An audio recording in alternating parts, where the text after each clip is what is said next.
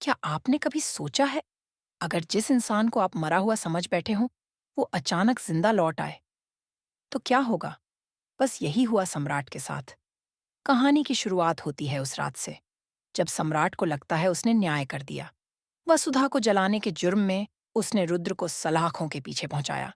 उसे यकीन था कि उसने सही किया, लेकिन उस यकीन की दीवार तब हिलने लगी, जब एक चौंकाने वाला राज सामने आया। दरअसल असली वसुधा, यानी असली तारा, मरी नहीं थी।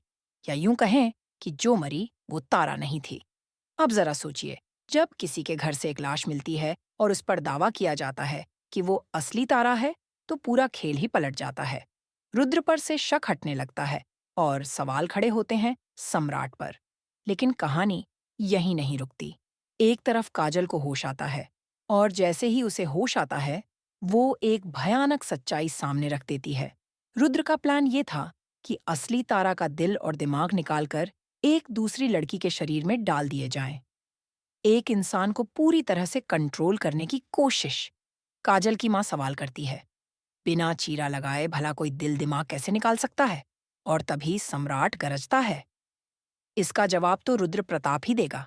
सम्राट तारा के साथ रुद्र के पास पहुंचता है और सच्चाई उगलवाने के लिए उसे बुरी तरह पीटता है।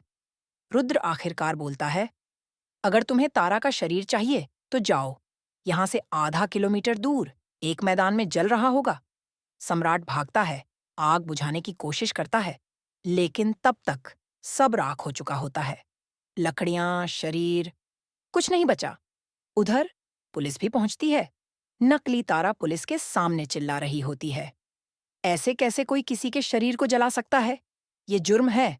और तभी रुद्र कहता है, वसुधा को जिंदा जलाने के जुर्म में सम्राट को अरेस्ट किया जाता है। अब हालत यह है कि सम्राट, जिसने सच का साथ देने की कोशिश की, उसी पर झूठा इल्जाम लगाकर जेल भिजवा दिया जाता है। रुद्र प्रताप अब डीएसपी है।